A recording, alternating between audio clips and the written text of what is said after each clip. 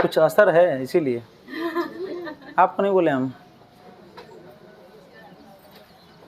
देखिए यहाँ पे क्या है, अगला हम लोगों को पढ़ना है कौन सा कौशल, दृष्टांत कौशल। दृष्टांत कौशल को का प्रयोग इसलिए किया गया था, इसलिए कि बच्चों को अगर आप किसी नियम या सिद्धांत को लिखाते, पढ़ाते या समझाते समय व्याख्या विधि से बच्चा नहीं समझ पाता है, तब उसे क्या करेंगे, उदाहरण देकर सरलता से क्या करेंगे, समझाएंगे। सवाल यहाँ बनेगा कि जब किसी टॉपिक को, किसी विषय वस्तु को नियम या सिद्धांत के आधार पर समझाना कठिन हो, तब वहाँ पर उदाहरण देकर सरलता से समझाना ये क्या कहलाता है, दृष्टांत कौशल कहलाता है। दृष्टांत कौशल को समझने के लिए कैसे कैसे प्रयोग करके अगर कक्षा में बच्चे को समझाएंगे, पढ़ाएंगे या शिक्षण प्रक्रिया कराएंगे तो दृष्टांत कौशल में बेहतर कर सकते हैं। उसके लिए कुछ घटक हैं, घटक का मतलब कंपोनेंट हैं, अर्थात इन घटकों का प्रयोग करेंगे तो आपका कौशल अपने आप क्या हो जाएगा, बेहतर होगा। और जब किसी शिक्षण प्रक्रिया के दौरान शिक्षक का कौशल बेहतर होता है तो उसका शिक्षण क्या माना जाता है, प्रभावी माना जाता है। बस समझिए ना, कौशल इसीलिए कराया जाता है कि उस शिक्षक का क्या हो, शिक्षण प्रक्रिया बेहतर हो, इसीलिए न कराया जाता है। घटक में सबसे पहला आपको लिखा गया है, उदाहरण जो प्रस्तुत करेंगे सबसे पहला उसमें क्या होना चाहिए, आपको अर्थ के आधार पर शब्द बताया गया होगा। शब्द दो प्रकार के होते हैं अर्थ के आधार पे, एगो सार्थक होता है, एक ठो किसको हम मानक माना जाता है, सार्थक को, और किसको हम छोड़ देते हैं, निरर्थक को, जिसका अर्थ ही ना होगा उसको कोई मतलब होगा। अर्थात उदाहरणों में कैसी होनी चाहिए, सार्थकता कब संभव होगी, जो टॉपिक आप पढ़ा रहे हैं उस टॉपिक से संबंध रखने वाला उदाहरण बताएंगे तभी क्या कहलाएगा, सार्थकता। और जब सार्थकता होगी तो उदाहरण ऐसे ना प्रस्तुत करें जिससे बच्चा अनभिज्ञ हो, ऐसे प्रस्तुत करेंगे उदाहरण जिससे बच्चा क्या हो, परिचित। अर्थात कैसा उदाहरण प्रस्तुत करेंगे, जीवन से संबंध जोड़ने वाला उदाहरण। और जब जीवन संबंध जोड़ने वाला उदाहरण प्रस्तुत करेंगे तो उसके अंदर क्या आ जाएगी, रोचकता आएगी।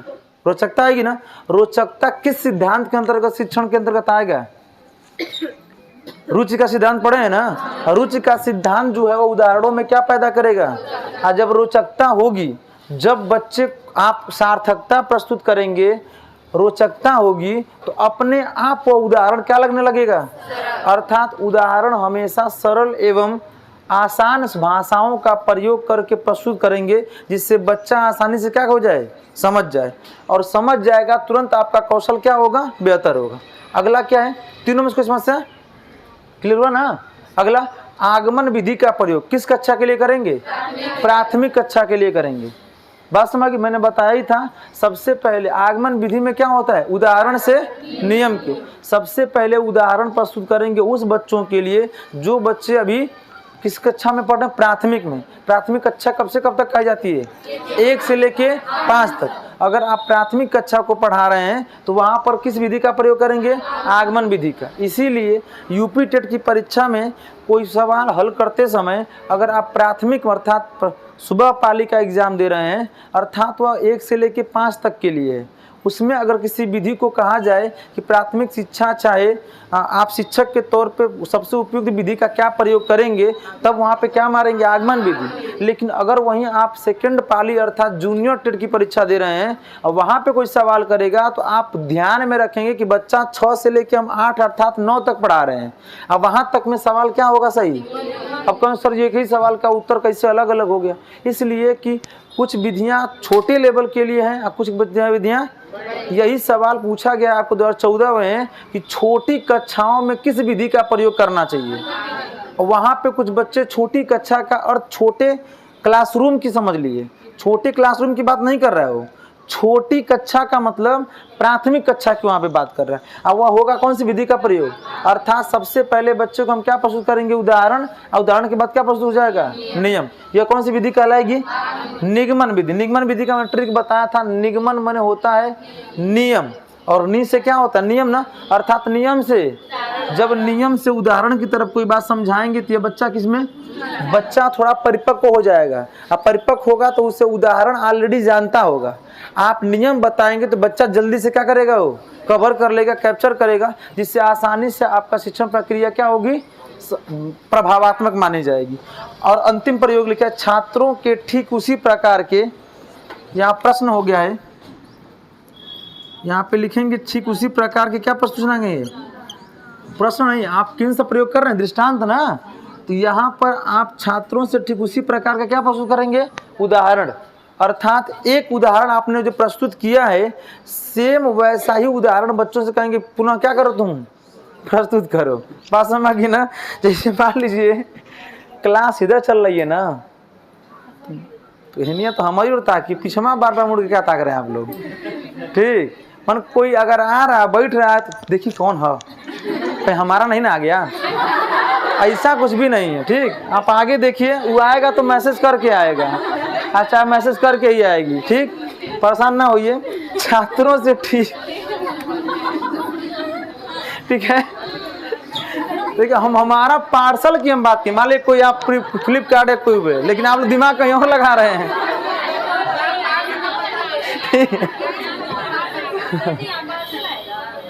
मान लीजिए आप कोई ऑर्डर की रही होंगी, आप कोचिंग का पता दो कि इतने से देना, चलिए आगे देखिए छात्रों, हाँ पता है भाई, हमसे ज्यादा आपको अनुभव है, ठीक है। आगे देखिए क्या है, हम थोड़े पीछे ताकेंगे, हम तो आगे में ताकते रहेंगे, हमारा अनुभव रहेगा तो। चलिए आगे देखिए, मान गए आप लोग अच्छे हैं, ऐसा काम नहीं करते हैं आप लोग, ठीक। देखिए छात्रों से ठीक उसी प्रकार के क्या करेंगे, इन केस आपने अगर कोई भी प्रश्न, जैसे आप मैथ के टीचर हैं तो एक आपने कोई भी उदाहरण बताया तो सेम जैसे मान लीजिए किसी बच्चे को आपने बता दिया 2x + 3y का होल स्क्वायर बराबर क्या होगा, यह आपने हल करके बच्चे को बता दिया, तो अगले बार आप पैरामीटर्स बदल दीजिए।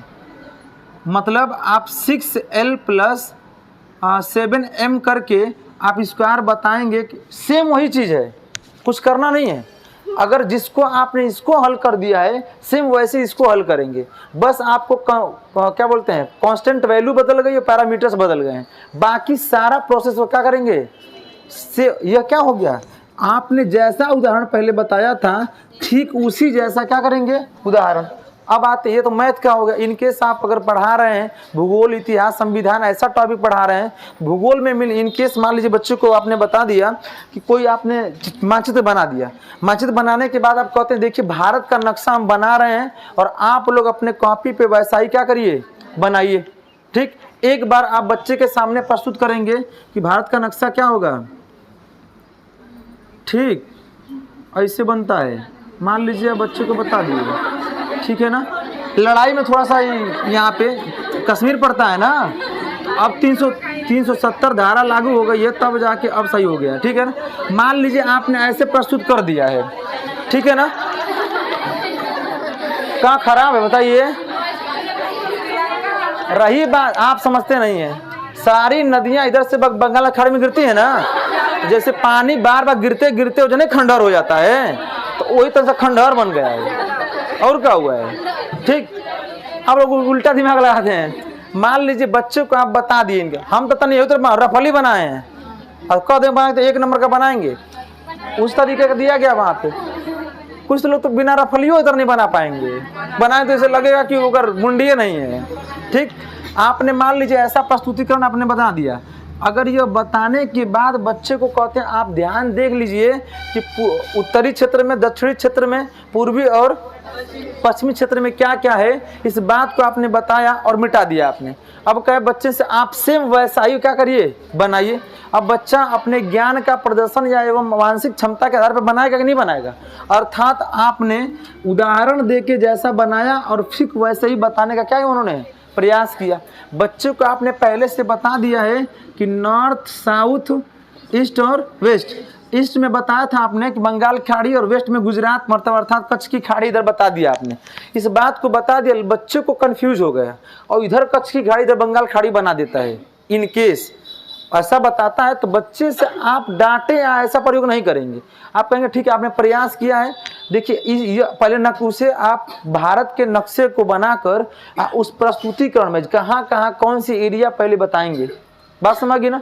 और उस एरिया बता देंगे तो बच्चा अगली बार वैसा ही उदाहरण फिर प्रस्तुत करेंगे, बच्चे कोई समस्या नहीं होगी। और बताया भी गया है कि भूगोल के क्या बोलते हैं, ऐसे कहाँ पर कौन सा राज्य, कौन सी नदी, किस क्षेत्र में कौन सा सारी चीज़ें बताई गई हैं राज्य और क्या बोलते हैं क्षेत्र के बारे में। अगर आप नक्शा अर्थात मानचित्र के माध्यम से पढ़ते हैं तो आपके दिमाग में वो चीज़ क्या हो जाएगी, बैठ जाएगी। अब बैठ जाएगी तो आसानी से कभी भी आएगा तो आप कभी गलती नहीं करेंगे। यह बात आप उसी प्रकार का उदाहरण प्रस्तुत कर दिए। अब वर्तमान में इतिहास के बारे में आप बताना चाहते हैं, पहले आप बताइए, एगो शिक्षा सूत्र बताए हैं, अनिश्चितता से निश्चितता के, बताएंगे नहीं। पहले बच्चे को, सॉरी उल्टा बोल दिया ना, निश्चितता से किधर, पहले बच्चा जो जानेगा वही ना बताएगा। अब इतिहास की बात, अकबर की बात बता रहे हैं, अकबर की या हुमायूं या अलग अलग जिन लोगों को हम मुगल शासक या इन लोगों का पढ़ रहे हैं, इन लोगों की टोटल बात बच्चा जानता है।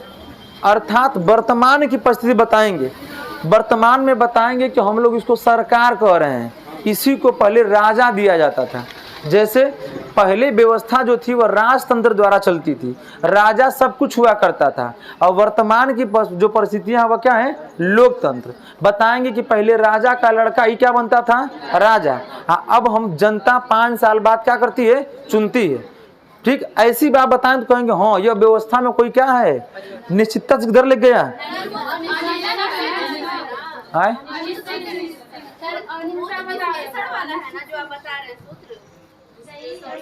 ठीक ठीक,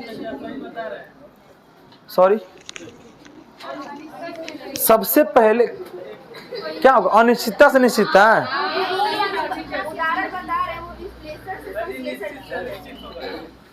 ये तो हमने ये बताया था ना कि अगर इतिहास विषय को आप बताना चाहते हैं तो सबसे पहले विस्तृत जानकारी दीजिए पूरा, और उसके बाद उसमें जैसे इनकेस आप बताना चाहते हैं कि पहले के लोग जो थे वह कच्चा मांस खाते थे, इस बात को बताना है तो पहले पूरी बात बताना पड़ेगा कि पहले जो था आग नहीं हुआ करता था, ये सारी चीज पूरा विस्तृत बताएं। उसमें से एक छोटा अंश बता देंगे, उसमें एक और सूत्र लिखवाएं। देखिए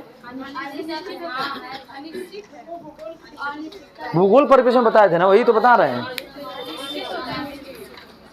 अनिश्चित से किधर की तरफ, जैसे गुरुजी लोग बताते होंगे, गोलार्ध पढ़ाए होंगे ना, तो उसमें एक तो ऐसे रेखा खींचे होंगे, देशांतर ऐसे क्या खींचे, अक्षांश। ये कहते होंगे हम खींच तो रहे हैं लेकिन पृथ्वी पर ऐसी रेखा खींची हुई नहीं है। यह कैसी रेखा है, काल्पनिक है, यही ना बताए होंगे। यह बात बच्चे को बताएंगे उदाहरण स्वरूप कि इसके यह इसको क्या बोलते हैं, ध्रुव बोलते हैं ना। इस बात को बताने के लिए एक उदाहरण आप बच्चे को बताए हुए हैं, तभी तो अगला उदाहरण प्रस्तुत कर पाएंगे। आपने पहले उदाहरण बताइए नहीं किए बच्चे को कैसा होता है, या ग्लोब ला के बताइए नहीं किए, देखिए ग्लोब में पिन किया गया और बस धरती वहां पर क्या कर रही है, घूम रही है अपने अक्ष पर न घूमती है। और कैसी गति करती है, घूर्णन गति करती है। इसीलिए तो हम लोग नहीं मतलब घूमते हैं। अगर पूरा पृथ्वी घूमती तो हम लोग आज मान लीजिए सोते उत्तर की तरफ और जगते दक्षिण की तरफ, बात समझिए ना। रोज एनी ओनी घर घूमत, बात समझिए ना। तब फिर आप लोगों को कोचिंग खोजते समय समस्या होती, आज कौन और कोचिंग भयल हुई, ठीक है ना। तो ऐसा नहीं है, हम लोग एकदम ऊपरी सतह पे रहते हैं, ऊपरी सतह पे रहते हैं, बात समझिए ना। और उसके नीचे वहां पे घूर्णन गति, तो आप सोचिए यह जब घूमेगा ऐसा तो यह हिस्सा घूम रहा है, नहीं घूमे, इसीलिए हम लोग घूमते नहीं हैं। ठीक, तो ऐसी बात को बताएंगे बच्चे को तो बच्चा क्या करेगा, प्रस्तुत करेगा। ऐसे अगर आप हिंदी पढ़ाने जा रहे हैं, हिंदी पढ़ाते समय आप बता देते हैं इन केस किसी बच्चे को कि जब कहीं पर आ धन आ मिलता है तो वह क्या बन जाता है, आ। ऐसे एक बता दिया आपने, और बच्चे से बता दिया कि शिवालय का संधि विच्छेद बताओ बाबू, तो यह कह देगा कि शिवा धन आले, बोल देगा नहीं बोलेगा। जब एक बस बताएंगे तो यही बच्चा बताएगा, लेकिन आप बता देंगे कि उसका सब दोनों को तोड़ते समय अर्थ क्या होना चाहिए, उसका सार्थक होना चाहिए। शिवा होता है कि शिव होता है, शिव। अब उस बच्चे को बताएंगे बाबू कि आ के बाद इसका ह्रस्व रहेगा, तब भी मिलकर क्या होता है, दीर्घ। ह्रस्व और दीर्घ मिलकर भी क्या होता है, दीर्घ। जब यह बात बार बार बता देंगे ना, अब अगली बार बच्चे को समस्या नहीं होगी। अब बता देगा शिव धन क्या हो जाएगा, और आ मिलकर क्या बन जाएगा, और क्या बन जाएगा, क्या अब ऐसे ही कहेंगे अब बताओ तुम, ठीक, कि शौचालय का बताओ, तब बच्चा कह देगा शौच धन आलय, बात समझी ना। लेकिन वहां का फिर क्या कंफ्यूजन हो जाएगा, विद्याधन अरे सॉरी विद्यालय का पूछेंगे तो अब कहेंगे विद वहां पर नहीं बोलेंगे, इसलिए विद का अर्थ नहीं होता, किसका अर्थ होता है, विद्या का। अब बच्चा कहेगा इसका मतलब यह नियम फॉलो हो रहा है, विद्याधन आलय। ऐसी बात को जब बता देंगे बच्चा प्रत्येक समस्याओं से समस्या का समाधान कर लेगा, क्या प्रस्तुत करके, क्या उदाहरण देकर, उदाहरण। यही क्या कहलाता है, समझ में आई बात, कोई समस्या इसमें। अगला कौन सा है, श्यामपट कौशल, लिख लेंगे।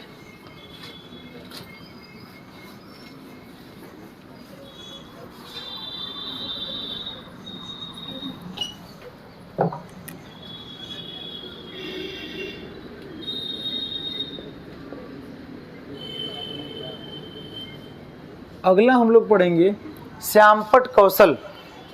वर्तमान में भी अभी भी प्राथमिक एवं उच्च प्राथमिक कक्षाओं में व्हाइट बोर्ड का कोई प्रत्यय नहीं है, ना तो एनसीएफ कहता है, ना तो आरटीई कहता है, ना तो कोई सरकार किसी राज्य की कही है कि आप विद्यालय में व्हाइट बोर्ड का प्रयोग करेंगे। मतलब जो हम लोग पढ़ रहे हैं व्हाइट बोर्ड का चलन वर्तमान में बस कंपटीशन अर्थात बड़ी कक्षाओं के लिए है, बात समझी ना।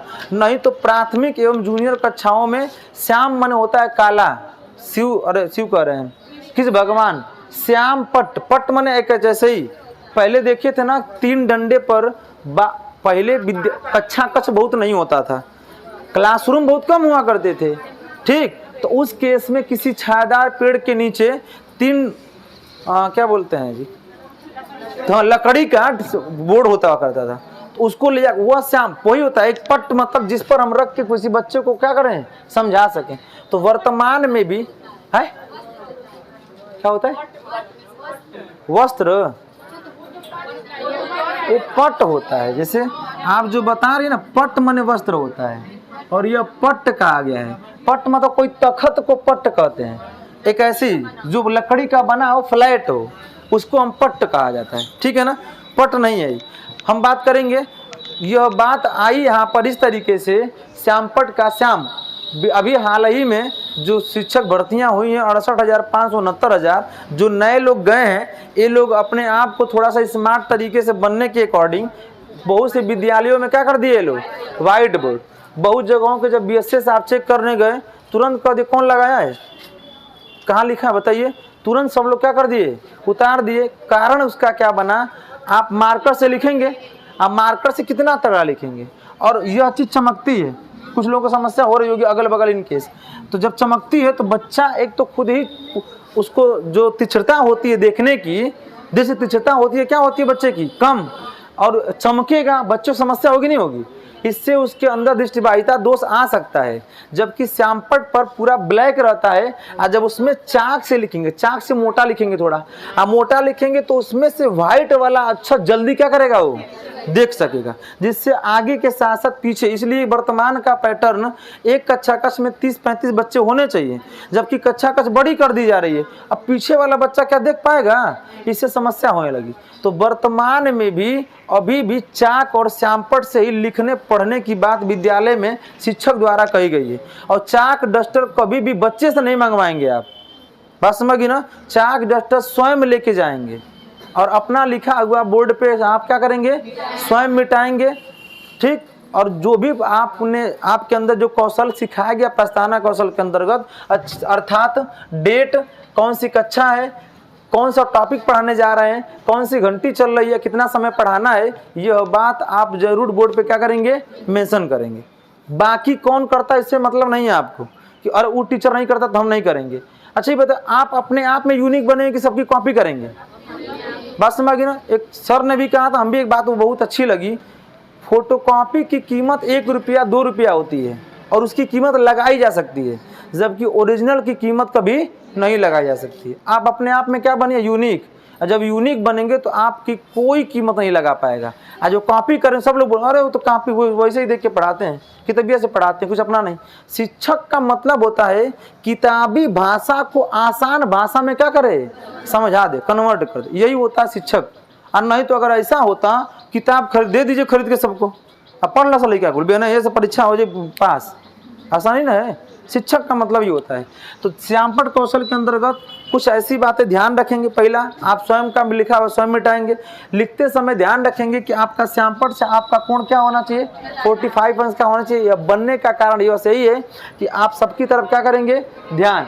और बोर्ड पर भी कि बच्चा सब लोग ध्यान देंगे, नहीं तो सब बच्चे क्या करेंगे, शोर करेंगे या एक दूसरे की समस्या, मतलब तुरंत देखते होंगे थोड़ा सा ध्यान भटकाते हैं, सर जी हमको मार रहे हैं, छोटे बच्चे नहीं करते हैं, तो इससे पूरी क्लास क्या होगी, डिस्टरबेंस होगी, है कि नहीं उपेंद्र जी।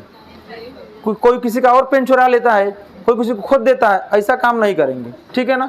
तो श्यामपट्ट कौशल के अंतर्गत अब बड़े हो गए आप लोग, जब कहा जाता मत बोलिए तो आप लोग स्मार्ट बन गए हैं, कॉपिया पर लिख देते हैं, लिख के बतियाते हैं सब, कॉपिया पर लिख के बतियाते हैं सब, ठीक। हाँ, तो हम जानते हैं ऐसी बात नहीं है, इसको हम कहते हैं श्यामपट्ट कौशल, ठीक। तो लिखिए, थोड़ा सा एक लाइन लिख लीजिएगा, लिखिए, शिक्षण के दौरान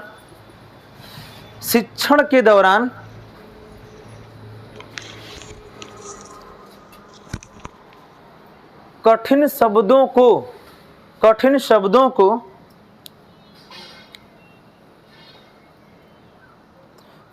शिक्षक के दौरान कठिन शब्दों को शिक्षक थोड़े ले जाएगा, हम क्या बोले हैं, वही बोले, आप लोग समझ नहीं पाए हैं। शिक्षण के दौरान कठिन शब्दों को श्यामपट्ट पर लिखकर आसान भाषा में दृश्य माध्यम द्वारा दृश्य में बड़का सा रहता है, आधा बड़का सा, दृश्य माध्यम द्वारा प्रस्तुतिकरण ही श्यामपट्ट कौशल कहलाता है। प्रस्तुतिकरण ही श्यामपट्ट कौशल कहलाता है।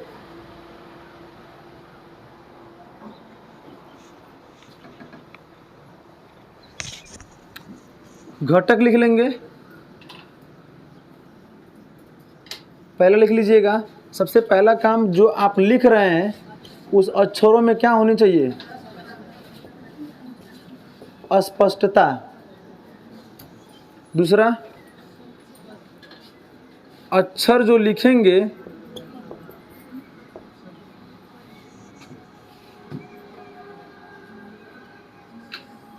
लिख लीजिए पहले, अक्षरों में शुद्धता एवं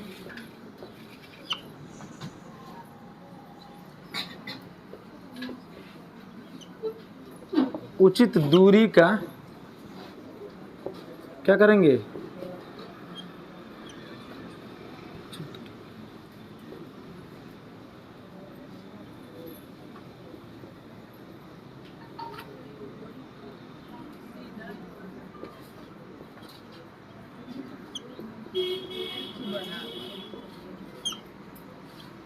तीसरा पॉइंट लिख लीजिएगा।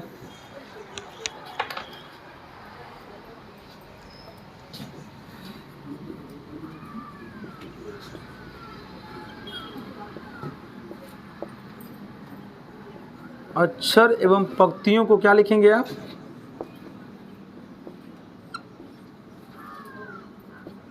सीधा लिखना।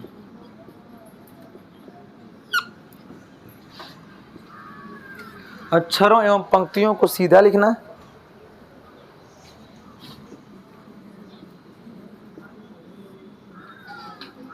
कक्षा के अनुरूप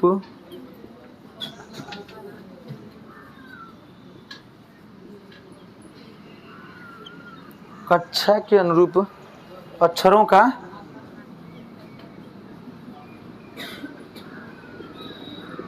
आकार। कक्षा के अनुरूप अक्षरों का आकार। अगला लिख लेंगे,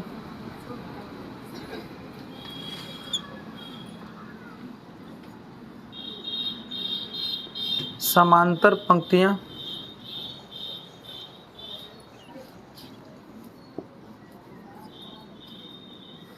रंगीन चाकों का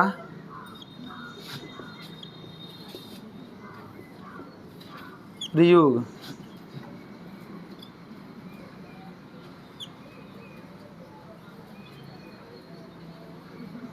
विषयानुसार प्रश्न में लिख लीजिएगा। हर विषय में रंगीन चाक का प्रयोग नहीं करेंगे।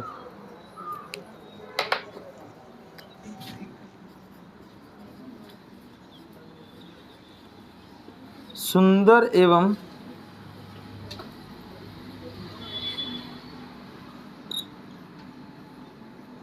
स्पष्ट रेखा चित्र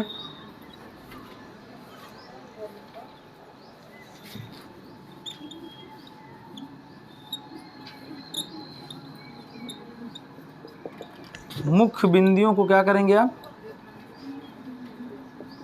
रेखांकित करना।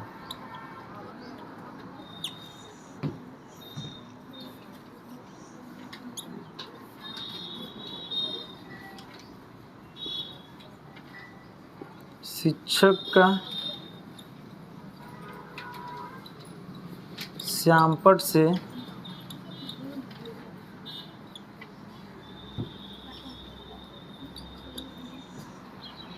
शिक्षक का श्यामपट्ट से 45 अंश का कोण। अगला लिख लेंगे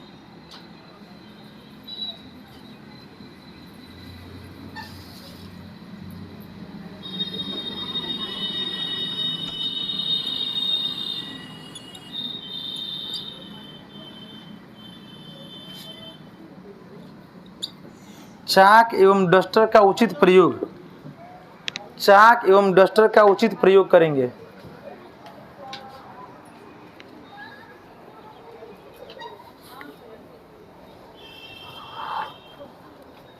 चाक एवं डस्टर का उचित प्रयोग हो गया। ये सब श्यामपट्ट कौशल के अंतर्गत ध्यान देंगे।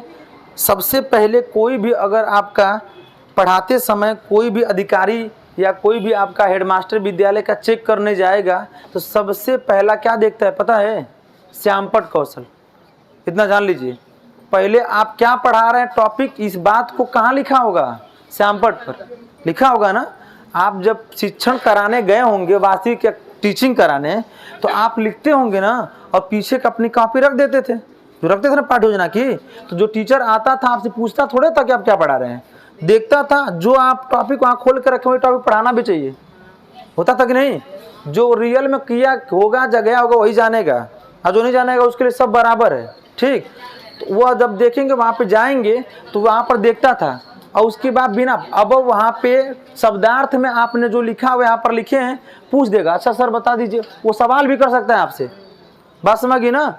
अगर आप सही लिख रहे हैं, सब कुछ बढ़िया है, तो तुरंत आपका फीडबैक बना देगा कि इनका लेखन या इनका शिक्षण क्या रहा, अति उत्तम रहा, अच्छा रहा, ऐसा लिख देता है वहाँ पे। ठीक, यह बात कही गई है। यह प्राइवेट स्कूलों में शिक्षण प्रक्रिया खुलने की वजह से थोड़ा सा डाउन हो गया है।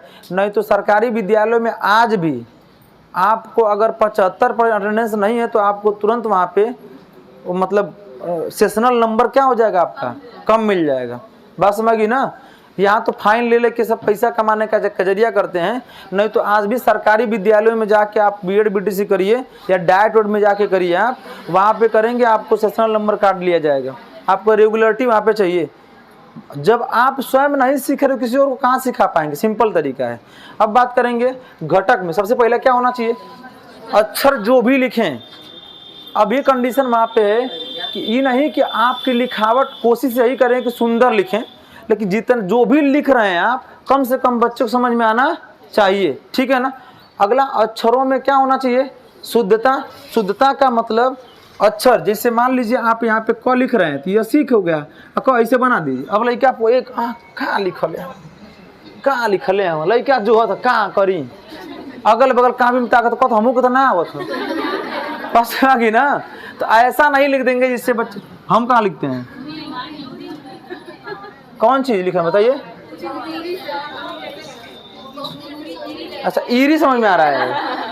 आप लोगों की क्लास बड़ी है, भावनाओं को समझिए, बातों में क्या रखा है। ठीक है ना। छोटे मुखी बाबू बन गए हैं लोग। ठीक है ना।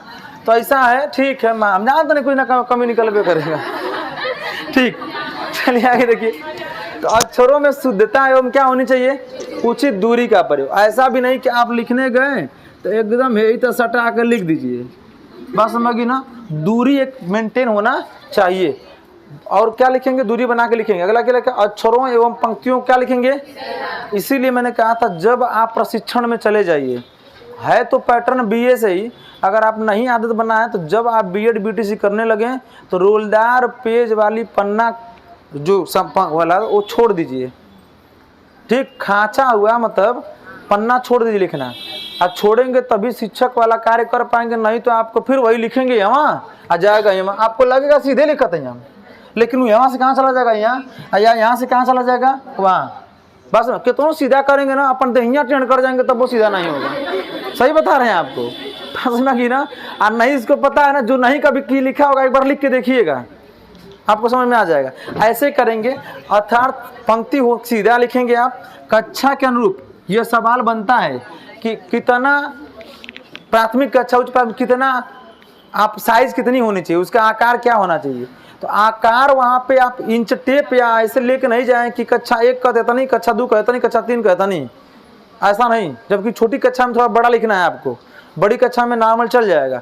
तो आप ऐसा लिख सकेंगे जिससे मान लीजिए एक बार आपने बोल दिया पीछे वाले बच्चे से कि समझ में आ रहा है, लिखा हुआ दिख रहा है।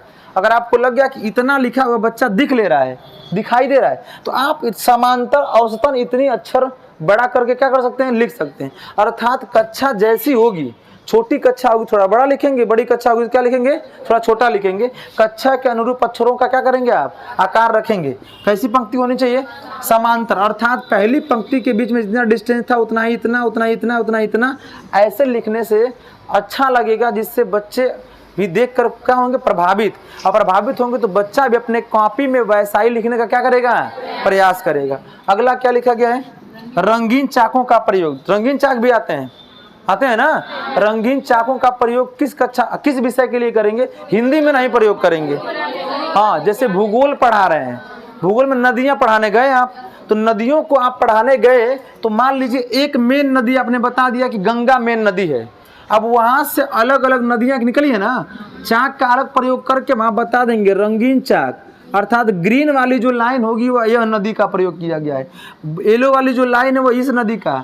इसीलिए आप मानचित्र जब खरीदते हैं तो देखते हैं कि मानचित्र के नीचे यहाँ पर लिखा आता है वेयर, अर्थात जहाँ, और वहाँ पढ़ते हैं कि जहाँ छोटा पॉइंट होगा, बड़ा पॉइंट होगा। जहाँ अगर कोष्टक में आप देखें कुछ ऐसे निशान बनाए गए होते हैं, कुछ आपको ऐसे निशान बनाए गए होते हैं, बताता है कि ऐसे निशान होंगे जहाँ पर शीत या आर्द्र वाले, ऐसे बताया जाता है। जहाँ ऐसे होंगे वहाँ पे कटीली या पथरीली एरिया, ऐसे लिखा जाता है ना, यह इंडिकेट करता है उसको।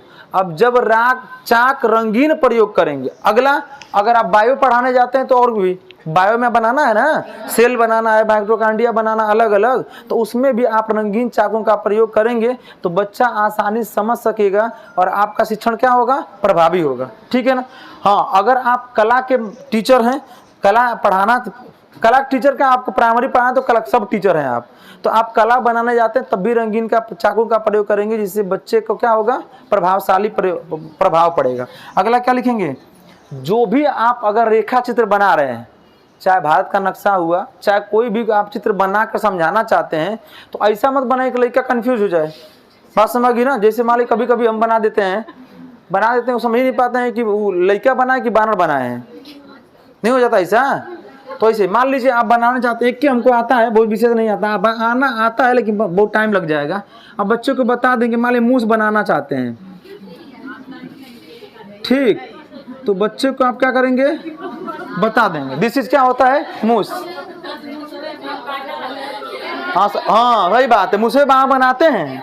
हाँ, आई तो मुसड़ी बनाती हैं। अरे वो तो बढ़िया, कम से कम ये हर घर में पाया जाता है। इस बच्चों को बताएंगे समझ में आएगा, दिस इज मूस। अब बना देंगे, वो जो सूस घड़ियार लेकर जान पाएगा, चलिए आगे देखिए। तो यहाँ पर ऐसे ही है, बहुत सी चीजें बनाई जा सकती हैं। क्या, हाँ, दोहरी घाट नदिया में, ठीक। कच्चे मांस खाते हैं, जैसे कोई देखते होंगे कोई 100 ऐसे फेंक देते हैं लोग, जो लोग सांप वाप काटे रहते हैं चीजें, तो नदी में बहुत बड़ी जहाँ गहरी नदी होती है वहाँ पर सूस घड़ियार पाया, घड़ियार होते हैं, जो तुरंत उसको लेके क्या करेंगे, उस क्षेत्र में आप भी चले जाएंगे, इतने और पकड़ लेने से तो छपटियाते रह जाए, कुछ नहीं होगा। एक ही बार घोंट जाता है वो, ठीक। तो ऐसे है वहाँ पे, तो ऐसे हैं और भी बना सकते हैं, लेकिन आप ऐसा लगा किसी को बनाए हुए हैं, इसलिए नहीं बनाते हैं, ठीक। आगे देखिए क्या है यहाँ पर मुख्य बिंदुओं को क्या करेंगे आप, अगर जो भी टॉप जैसे लगता है कि यह बात इंडिकेट दिखवाते समय कहते ना इसको अंडरलाइन कर लीजिए। अंडरलाइन करने का विशेष महत्व क्या होता है, पढ़ते समय उस पर ध्यान क्या करेंगे आप, केंद्रित, अर्थात यह टॉपिक यह बात एग्जाम के दृष्टिकोण से क्या होगा, महत्वपूर्ण होगा, इसीलिए रेखांकित कर दिया करेंगे, या बच्चों से भी कहेंगे क्या कर दीजिए, रेखांकित। संभव है तो अलग विभिन्न पेन का भी आप क्या करेंगे, इस्तेमाल करेंगे। मैंने बताया था लड़कों की अपेक्षा वर्तमान में लड़कियां रिजल्ट देने का कारण क्या है, इनके हर क्षेत्रों में क्या हो गया है, अर्थात नोट्स आप लोगों का नोट्स कोई रफावा में तो पता नहीं लगा कौन लगवा, इनका नोट्स सुसज्जित मिलेगा कि कुछ लोग तो बस नोट्स के पीछे भागते हैं, उनसे कह देंगे कुछ आवत है ना, नोट्स बनावे के हम क्या नोट्स के पीछे एकदम भागते हैं, आप पूछ दे वो नोट्स में से ना आवत, बात समझी ना, तो ये हम लोग हैं, बात समझी ना कि नोट्स नहीं बनाते हैं हम लोग, दिमाग में रखते हैं, आई लोग नोट्स बनाते हैं दिमाग से बाहर, ठीक तो कहने का मतलब ये है नहीं बनाना चाहिए, यही तो अब देखिए जब सुसज्जित, अगर सीरियस होते हैं पढ़ाई को लेके, जब आपको मौका मिलेगा तो आपको सुसज्जित नोट रहेगा तो आप क्रम से क्या कर सकते हैं, पढ़ सकते हैं। रंगीन पेन का इस्तेमाल करने से आपको प्रभावशाली होता है, पढ़ने में थोड़ी क्या होती है, रुचि होती है। आप कोई पुस्तक खरीदने जाते हैं, बुक आप देखते हैं कि वही बुक ब्लैक एंड व्हाइट है, कहते हैं बड़ा बहुत घन दिया है, घन मतलब बहुत, हाँ। अब वही अभी देखिए नए जो राइटर छाप रहे हैं लोग, अभी महेश कुमार वर्माल की पुस्तक आई है और भी पुस्तक, उसमें रंगीन पेश कर दिया है, रंगीन हेडिंग कर दिया है, देखने बड़ा निक लग रहा है, बतिया वो लिखा है, लेकिन क्या लग रहा है, अभी एक परीक्षा वाणी की एक आती है उसमें भी रंगीन वर्तमान में कर दिया है, इतना बेहतरीन परीक्षा वाणी का संग्रह दिया है जीके जीएस वाला सेक्शन का, ठीक, तो उसमें बहुत बढ़िया है। अब उसको आप लेके आएंगे तो रुचि बढ़ेगी, आपको क्या करने की पड़े, किसका प्रयोग किया गया यहाँ पर, मुख्य बिंदुओं का क्या रेखांकित प्लस रंगीन कर दिया है, जिससे आपका माइंड पढ़ने में के लिए क्या हो रहा है, इंटरटेनमेंट के साथ पढ़ने के लिए अग्रसर हो जाता है। अब देखिए शिक्षक का कितना कोण होना चाहिए, 45, एकदम है तो चढ़ के नहीं लिखेंगे, ठीक है ना, इधर ध्यान ऐसे लिखते जाएंगे, इससे बच्चों का ध्यान क्या रहेगा, आपके तरफ रहे। और अगला चाक और डस्टर का उचित प्रयोग का मतलब ऐसा भी नहीं कि लोग चाक से ही बच्चों क्या कर देते हैं, मार देते हैं, या एक चाक आधा टूट गया गिर गया तो उस चाक को उठाते नहीं हैं लोग, देखे है ना, तो ऐसा नहीं करेंगे, चाक का उचित एवं क्या करेंगे, बेहतर प्रयोग करेंगे। और डस्टर का भी प्रयोग मिटाते समय भी ध्यान दीजिएगा, मिटाते समय हाथ से नहीं मिटाएंगे, ये प्रक्रिया शिक्षण का, अभी नहीं कि अब एकदम कसम खा लें कि हाथ से नहीं मिटाएंगे, ठीक, ऐसा कोई बात नहीं है, ठीक है ना, है हाँ ब्लैक रहता अचानक से मिटाना ही पड़ जाता है, लेकिन ध्यान कोशिश यही करिएगा कि आप जो मिटाने का कार्य करें किससे करेंगे, डस्टर से करेंगे, बात समझिए ना। और मिटाने के बाद आप चाक डस्टर, जबकि विद्यालयों में देखेंगे ना, प्राथमिक में तो फिलहाल कम, लेकिन अदर विद्यालयों में से इंटरमीडिएट कॉलेजों में मैंने देखा है प्रत्येक टीचर को चाक डस्टर अवेलेबल करा दिया गया है, आप स्वयं अपना लेके जाएंगे, पढ़ाएंगे और अपना लेके क्या करेंगे, या अगली क्लास में प्रवेश कर जाएंगे, अगला टीचर आगत करेगा, ऐसा व्यवस्था करेंगे, अर्थात चाक और डस्टर क्या करेंगे, उचित प्रयोग करेंगे, बात समझिए ना। तो इसका ध्यान जरूर देंगे, ऐसा करते हैं तो आपका श्यामपट्ट कौशल क्या हो जाएगा, बेहतर माना जाएगा। और श्यामपट्ट कौशल प्रत्येक कौशल का सबसे मुख्य कौशल कहलाता है, जिससे दो ही कौशल मुख्य आपके आते हैं, व्याख्या में त्रुटि हो सकती है लेकिन दो जगह त्रुटि होगी तो प्रत्यक्ष रूप से दिखाई देगा, पहला प्रस्तावना कौशल और दूसरा श्यामपट्ट कौशल, बाकी में थोड़ी मोड़ी त्रुटि होगी, सिंपल है, कमी को सुधार नहीं आ रहे हैं चल जाएगा, लेकिन श्यामपट्ट कौशल प्रस्तावना कौशल में किसी प्रकार का कोई त्रुटि नहीं करेंगे आप, ठीक है ना। अगला और अंतिम लिख लेंगे, पढ़ना और भी है लेकिन अंतिम होगा आपके दृष्टिकोण से, उद्दीपन परिवर्तन कौशल।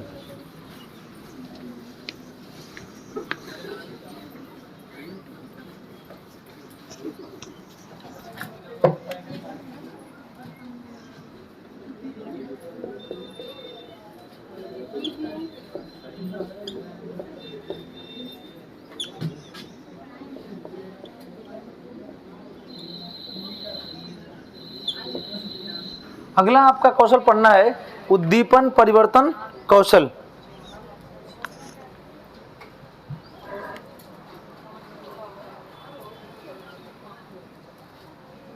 ठीक, इसके लिए एक शब्द अगर परिभाषित करना हो तो क्या करेंगे, कोई बताएगा? उद्दीपन परिवर्तन कौशल को अगर आप परिभाषित करना चाहते हैं तो क्या करेंगे बताइए?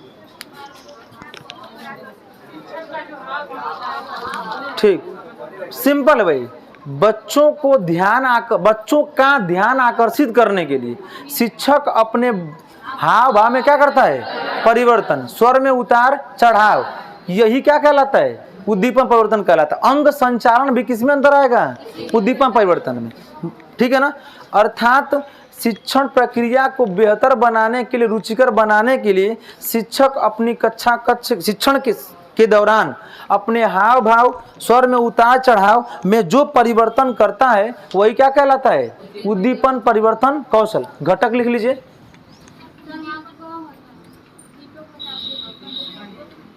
देखिए क्या होता है, उद्दीपन लिखेंगे और एगो लिखेंगे उद्दीपक, दोनों का अंग्रेजी क्या होता है? स्टिमुलस ही होता है। अब समझिएगा, उद्दीपक जो होता है किसी को देखकर हम परिवर्तन करें। जैसे कोई बच्चा मान लीजिए बैड हैबिट कर रहा है, मतलब कक्षा में, वो आप उसको देख के आप आंख दिखा दिए, उस बच्चे को आंख दिखा दिए तो उसको देख कर आपने परिवर्तन किया ना, उसको देख कर परिवर्तन करना क्या कहलाएगा? उद्दीपक परिवर्तन। और शिक्षक बिना किसी एक्टिविटी को अपनी शिक्षण प्रक्रिया में परिवर्तन करना बस चाहता है तो क्या हो जाएगा? बस थोड़ा सा अंतर, कोई और विशेष दिक्कत नहीं है। कुछ जगहों पर आप देखेंगे तो उद्दीपक परिवर्तन कौशल लिखा है, कुछ जगहों पर उद्दीपन परिवर्तन कौशल दोनों एक साथ लिखा हुआ है, कोई दिक्कत नहीं है। घटक में लिख लीजिए। पहला लिखिए शरीर संचालन, लिखते चलेंगे साथ साथ फटाफट। शरीर संचालन। दूसरा लिख लीजिएगा हाव भाव के साथ शिक्षण। इसी को हम लोग एक शब्द में क्या बोलते हैं? कैसा होता है? क्रियात्मक प्रक्रिया का प्रयोग करते हैं। और जब कोई, चलिए लिख लीजिए पहला फिर बताते हैं। अगर लिखेंगे स्वर में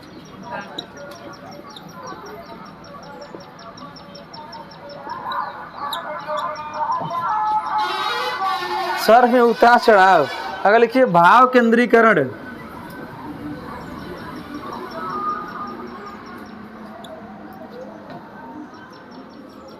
भाव केंद्रीकरण,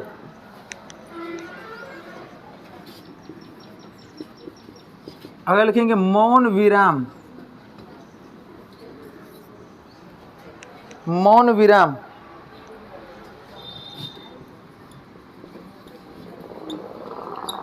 छात्र शिक्षक, लेकिन छात्र शिक्षक अंतः क्रिया में परिवर्तन,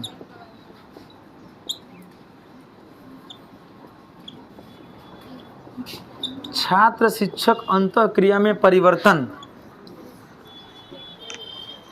अगला दृश्य श्रव्य क्रम में क्या करेंगे आप? परिवर्तन करेंगे। दृश्य श्रव्य क्रम में परिवर्तन। इतनी बात अगर आप प्रयोग करते हैं तो यह कहलाएगा उद्दीपन परिवर्तन कौशल के घटक। पहला क्या लिखा आपने? इसी को एग्जाम में कभी कभी आपको दे देगा अंग संचालन।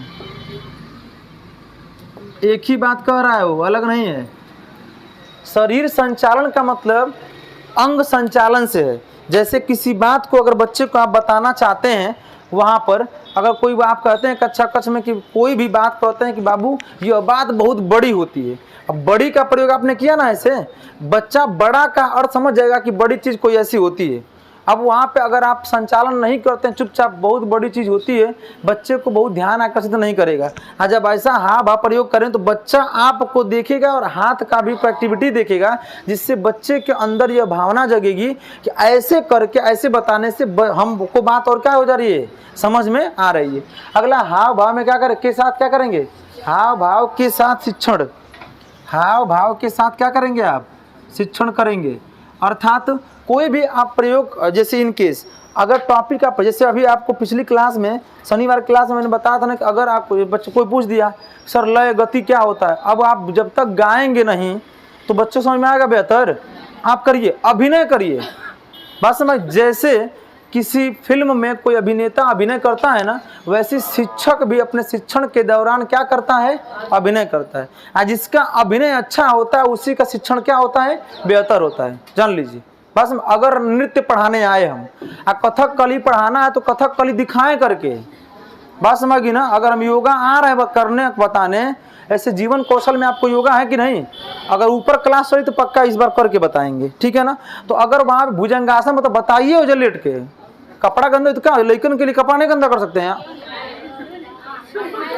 ठीक है, ऐसे करिए पहले तो करिए, हाँ ठीक ठीक। तो ऐसी बात है, यहाँ पे करना पड़ेगा भाई। जब आप एक्टिविटी करेंगे तो वहाँ बच्चे समझ दिस इज भुजंगासन क्या होता है, कुल जन्म नहीं कर भुजंगासन क्या होता है, गरुड़ासन क्या होता है, जानते हैं तो अच्छी बात, नहीं जानते तो इस बात को आप जब करके बताएंगे तो आपको समझ में आ जाएगा, ठीक है ना। अगला है, इसलिए मैं बताया था, सोनभद्र के बेसिक साहब थे, बताए थे, कई बार बता चुके हैं। वो गए और कहे कि चलिए आप लोगों को कैसे पढ़ाया जाता हम बताते हैं। ठंडी का समय था, अक्टूबर का, कहे चलिए फील्ड में सबको, फील्ड में लेकर सब लोग बूढ़े बूढ़े थोड़ा सा एजेड टीचर लोग थे। आकर जैसे हम करेंगे वैसे ही करना है आप लोगों को, कह दिए ऐसे आ की मात्रा, बोलिए सब लोग आ की मात्रा, ऐसे कर लिए सब लोग। ये तो निक लग गया, आ कहे ना कि ई की मात्रा, मैडम लोग मार साहब साहब नचावत हम का कला वो जरा हला कला, तो इनका नाम नोट करिए, इनका सैलरी काटे एक दिन का, तो हाल ही सर कोई बात नहीं है। एक की मात्रा, बड़ी की मात्रा, एक की मात्रा, ओ की मात्रा, तुरंत चालू हो गया। बात समझी ना। आप जब तक संचालन नहीं करेंगे तब तक आपका बेहतर होगा। ऐसे सोचिए, मैंने बताया था ना, तो कहावत कही गई है कि भैंस के साथ भैंस बनना पड़ता है, उसी तरीके से बच्चों के साथ क्या बनना पड़ता है, कोई भी कार्य करना अगर वैसा नहीं। मैंने बताया था ना, एक छोटा बच्चा है, इतना छोटा है, और उससे कहना चाहते हैं बाबू अच्छा बताओ बेटा क्या हुआ है, क्या हुआ है, ऐसे कहेंगे, पूछेंगे लड़का है तो मुड़िया करके बताएगा ना, कुछ समय तक उसकी मुंडी दुख जाएगी, बता पाएगा। आप उसके बल हो, घुटने के बल हो जाइए और कोई अच्छा बताओ बाबू क्या हुआ है, या कुर्सी है तो बैठ जाइए आप। मतलब आपको आई कांटेक्ट हो बच्चे से, और जब होगा तो विश्वसनीयता के साथ वो बात क्या करेगा, बताएगा। यह सब शिक्षक का एक परिवर्तन हो, जिससे आपके अंदर शिक्षण प्रक्रिया समझ में आती है और बच्चा कोई भी समस्या आसानी से क्या कर सकता है, कह सकता है। अगला क्या है, अनायब है, इतना बढ़िया, लेकिन थोड़े आई कांटेक्ट करके आंखी में आंखें डाल के बताएंगे, कहीं गड़बड़ा जाएगा, 4 हो जाएगा। तो चलिए आगे देखिए क्या है, स्वर में क्या करेंगे आप, उतार चढ़ाव करेंगे। अगर किसी बच्चे को डांटना तो ऐसे नहीं डांटेंगे, ठीक है ना लिखल जाला, ऐसे हो डांटेंगे, चुप रहो बता के बेवकूफ। जब ऐसे बोलेंगे चुप रहो, तब ना जाके वो बच्चा को लगेगा कि दिस डांट रहे हैं, ऐसे कहेंगे चुप रहा तो समझेगा उस बच्चे को नहीं। स्वर में उतार चढ़ाव करिए, कब किसको डांटना है, कब किसको प्यार से बात करना है, तो उतार चढ़ाव से परिवर्तन होगा आपका। भाव केंद्रित, कुछ भी बात बताइए, अंत में बताइए अच्छा इस बात से आपने क्या सीखा, अर्थात परिवर्तन करके हमको पढ़ाना चाहिए। यही क्या कहलाता है, कोई भी बात बता लीजिए, लेकिन उसका मुख्य बिंदु ये होना चाहिए जो बात बताना चाहते हैं उस बात समझ में आनी चाहिए। अगला मौन विराम, कक्षा कक्ष में बहुत शोर हो रहा है, बच्चे को कह चुप रहो, चुप नहीं होता, चुपचाप क्या हो जाइए, 30 सेकंड जाते जाते कुल लड़का सब क्या हो जाएंगे, गुरुजी ताकत हो, गुस्सा था, ताकत हो, गुस्सा, चुप हो जाएंगे, नहीं हो जाएंगे। यह होता है मौन विराम, ये जो पार्ट ऑफ उद्दीपन परिवर्तन कौशल। छात्र शिक्षक अंतःक्रिया परिवर्तन, दोनों के अंतःक्रिया में क्या होना चाहिए, परिवर्तन। मतलब सवाल और समय समय पर क्या होना चाहिए, ऐसा नहीं कि प्रत्येक कक्षा में एक जैसा व्यवहार करें आप, हर कक्षा में अपना व्यवहार क्या होना चाहिए, परिवर्तित करके पढ़ना चाहिए। अगला दृश्य श्रव्य क्रम में परिवर्तन, आप दृश्य सामग्री एवं श्रव्य मतलब कोई भी चीज बताने, दिखाने, पढ़ाने, लिखाने का जो भी आप TLM लेके जाते हैं, TLM मतलब टीचिंग लर्निंग मटेरियल, शिक्षण सहायक, उसमें समय समय पर क्या होना चाहिए, परिवर्तन करेंगे जो मॉडर्न के आधार पर है। आप परिवर्तन करेंगे तो आपका शिक्षण क्या हो जाएगा, बेहतर होगा। बात समझिए ना, ऐसा करेंगे तो आपका कौशल, जब कौशल आ जाएगा आपके अंदर तो आप अपने आप एक बेहतर शिक्षक के रूप में क्या हो जाएंगे, जाने जाएंगे, अर्थात आपका शिक्षण क्या माना जाएगा, प्रभावित माना जाएगा। कोई दिक्कत, यह था आपका कौशल। कौशल के घटक, एक घटक आपके एग्जाम में सुपर टेट में क्या होगा, आएगा, ठीक है ना। अगली ये आपका कौशल